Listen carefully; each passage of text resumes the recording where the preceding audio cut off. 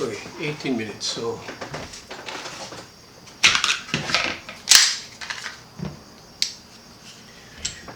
Sig 365, and it helps if you have like a placemat like this one. Shows you all the parts and pieces, nomenclature, and you know, something to reference and what goes where. If you don't have one, fine, but just you know, towel, something to protect the table, or if it's slippery.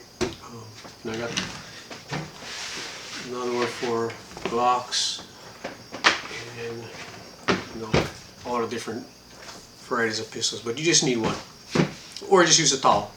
Okay. All kinds of different solvents to use when you're cleaning firearms, and it's really just personal preference. Good old Hoppies number 9. I mean, I use this thing as cologne. Now, but I grew up with this, you know, the smell in the house, and I love it. And when you find a spouse that also enjoys that smell, that's the keeper. Anyway, no, but Hoppies number 9. If you read the directions, it's a solvent and a long-term preservative, so you don't need to clean it off completely. You can actually swab it through your barrel and leave it in there for long-term storage, and it's good.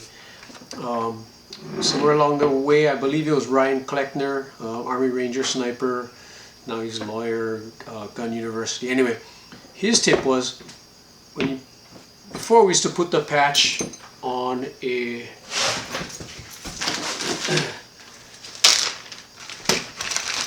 jag, and I got stuff all over. I was trying to lay it out and have it organized, but it's far from it. Anyway, so in the past we would take a patch, and it's a cotton patch, or if you're going to use old rags and cut them up. Generally they're a lot thicker, but cotton patches are pretty uniform. So in the past we would wrap the patch around our jag. It would be on a rod, and we wanted to brush through the barrel. Pistols are short. You know, we use like cleaning kits like this. This is just one basic kit, and it has your rods, a rod handle, and some brush attachments. So I could have found a piece in here.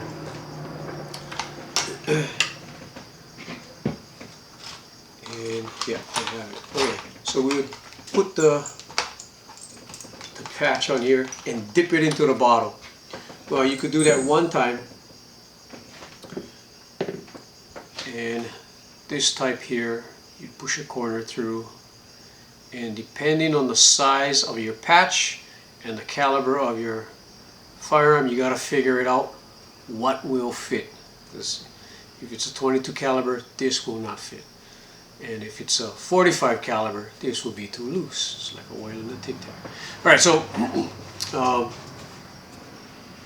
we would dip this into the bottle, and then one time only, and then you would get a lot on this, and it would be pretty much oversaturated. When you went through, inserted through the barrel, it would leak all over the damn place. So what his recommendation was just put a whole bunch of patches in there, and if you wanted to saturate a patch, you could do this.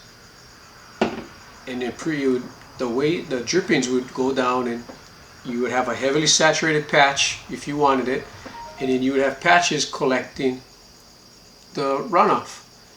Or you could just, you know, saturate them and just leave it in there, and they'd be good to go when you need it. Pull them out, they won't be oversaturated, and they're good to go. You can use them for wiping down, you can use them for brushing the barrel, whatever. So I got into that habit, and I've been trying with different solvents, so we got different colors and whatnot. But man, I keep coming back to Hoppies number 9. It's a good solvent.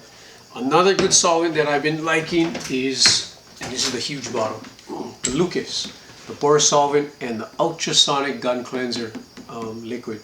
So you can use this just as you would use Hoppies number 9 to wipe down residue, clean the firearm, but you can also use it in an ultrasonic cleaner, and I'll have that in another video. You can Google it. I got a Hornady one, and it works fairly well. I mean, really caked on guns. You gotta get in there and scrub. It's not a one and done. You gotta get in there and get some scrubbing done. Anyway, so these kits, they have the rod.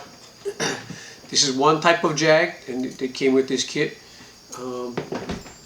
And this is another one that I like, and I forget if this is the Parker Hale style or something like that. But this is usually set for your caliber, and there's sharp edges on this. And what happens is you put the corner of the patch, and you can roll it, and it'll conform to that. Now you can actually get into the barrel and scrub it back and forth if you wanted to. Generally it's a tighter fit, and when you use the proper one for your caliber. In the past we used to wrap patches around the brush, a bristle brush. This one is nylon. It doesn't get the fouling out as good in my opinion, but it's really safe, and guys who are real delicate with their barrels and don't want anything to run through, and they prefer the nylon. Good old phosphor bronze is probably about the best you could get in my opinion, because it is softer than the barrel. You can take care of it, and it'll scrub out the fouling that's in there. You saturate a patch with the solvent, run it through, let it sit, and then come back later. Mechanical action, you got to brush it and then patch it out with clean patches until it continually comes out clean. So that's one way to utilize solvents. They do have the handle attachment, so that when the patch is going through your barrel, this handle is free spinning. It's going through the rifling, and it'll allow the rod to follow the rifling and spin along. If not, it'll be harder to force it down, but that way you clean all inside the rifling as it's going through your barrel. So these are options. Now, one word of caution is sometimes when you get a left hand or a right hand twist, when you're shoving this thing in, it'll tighten this handle, and when it's oily or solvent or whatnot, it gets kind of difficult to remove them. So you don't need to cinch that thing down. Sometimes if you get like a left hand one, it'll help loosen it up as you're going, so pay attention, just deal with it, and just tighten it up just a little bit more. Same thing with the ends, the attachments. And this is a I forget what it is, like a swab, but so this, you can oil this and then push this through like as the last finishing step to leave it lubricated, and you won't wipe anything out for storage. You don't want it heavily oiled or lubricated before you go shoot it, so you'd run another clean patch before then. This is just another style. It has O-rings. You need the proper size patch, and for 9mm, I'm going to disassemble this. Alright, so Sig Sauer, empty chamber, nothing in the magazine well, slide locked open. Takedown lever. This one flips 90 degrees down.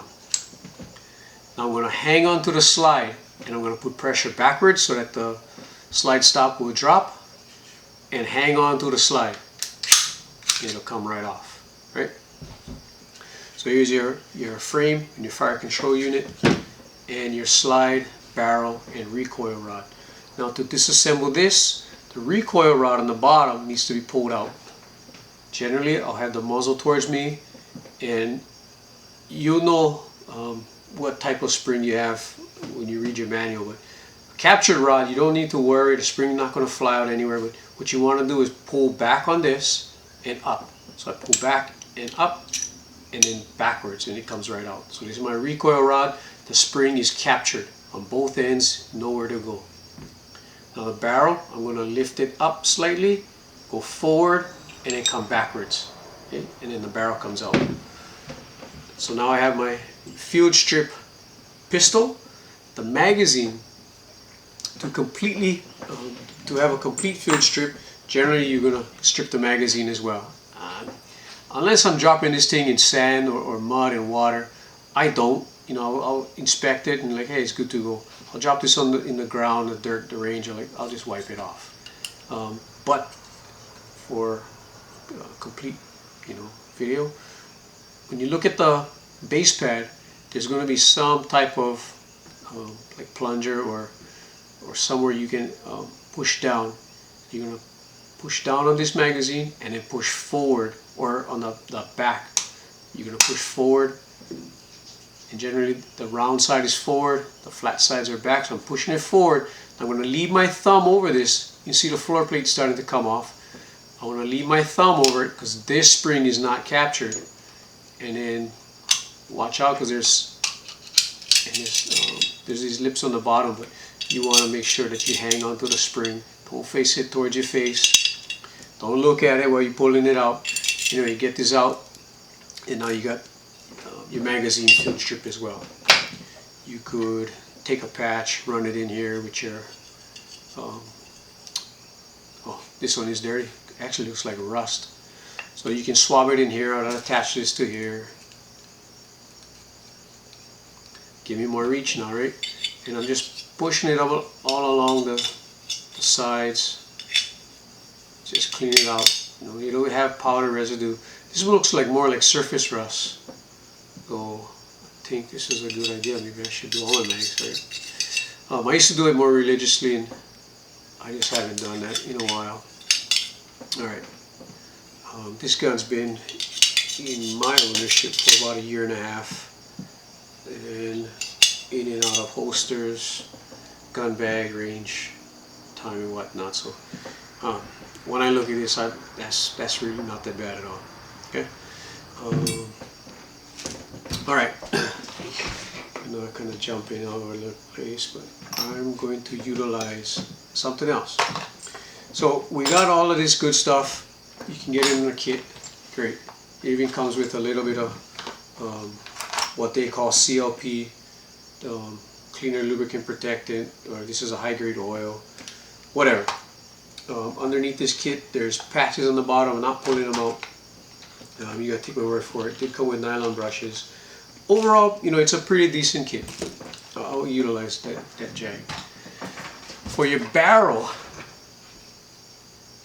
they have what's called a bore snake, and this is just this one is called Viper, bore snake Viper, and it's made by Hoppies No. 9. There's a couple other companies that makes similar things.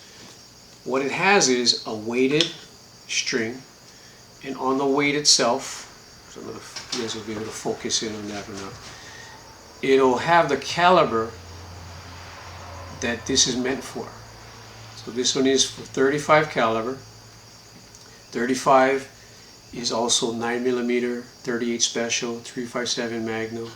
Okay, so it's a weighted string to get down into your barrel, and then about, I don't know, 2 inches from where the rope starts, there's brushes, phosphor bronze brushes, built into the rope, and then the back portion gets thicker and thicker and a little bit more cushier and thicker, and this thing will do the job of the rod, the brush, and the patches and everything. So you can utilize like a CLP, cleaner lubricant protectant, and these do everything that it says it will to a certain degree. If you're really going after copper, then you want a copper solvent. If you're going after lead, then you want a lead solvent. So there's different things that you're going to go after, but CLP generally, especially if you're shooting this just copper heads, you can get away with this probably about 85% of the time, if not more. I know, because that's all I do. Anyway, to utilize that, my barrel, I want to look at it, and I'm looking at something bright. I'm looking through it, I'm looking at all the riflings, and it's dull. I can see all the buildup on it, and so I just take a reference. Now I want to swab that out, so I'll go from the breech end, the chamber end, towards the muzzle, always the direction of the bullet. Okay? And I'm going to make sure that this starts here. Now CLP, cover the top, make sure it's closed, cover the top, just give it a shake. Slowly open it. Sometimes it'll spit, and you're like, got me. Alright. For the CLP, I'll just add it to where the brush is, and I want to try and get it all around and just let it saturate. You can do this with the hoppies or the solvent if you want. I prefer to just use the CLPs when I'm using the bore snake. When I get more focus targeting on one thing or another, then I'll use the brush and the rods and the jags. Okay. So now I got the brushes saturated, and I'm going to pull this through. And you can hear it scraping. Okay. Now the brushes all came out, and now it's filling up the entire space with the soft squishy part. Now it's kind of swabbing it out. And I'll pick another spot just somewhere down the line, and I'll saturate that all the way around. Not towards the very end, because I want it to lubricate it, but then I also want it to kind of wipe it off. And I'll pull this through, and you listen, you hear it. Right? And I glance at it, and at first glance it's shiny, but I know I'm ready. I'm going to go at least 3 times for me.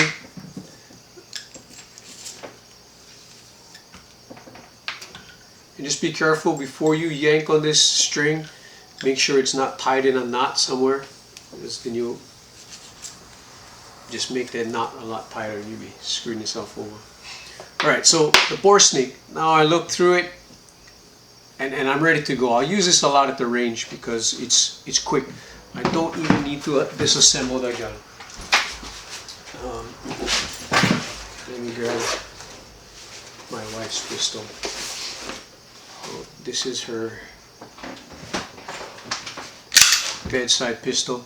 So this is also a Sig. This is a 320 with a X frame on it. So it's a 320X. It does have a Romeo Pro, I believe. Romeo 1 Pro. And a TLR 1 HL by Streamlight that's mounted to it. So what's good about the bore snake is I don't need to disassemble this if I just want to run this through my barrel real quick.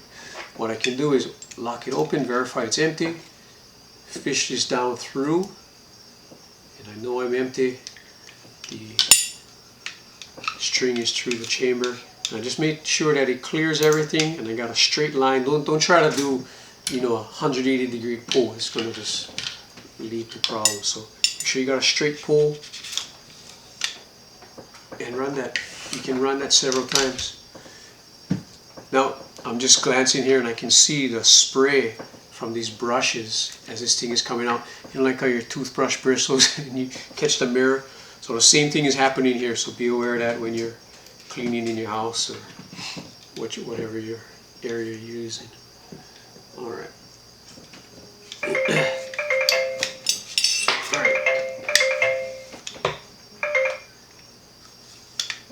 Cool. And it's that simple using the bore snake.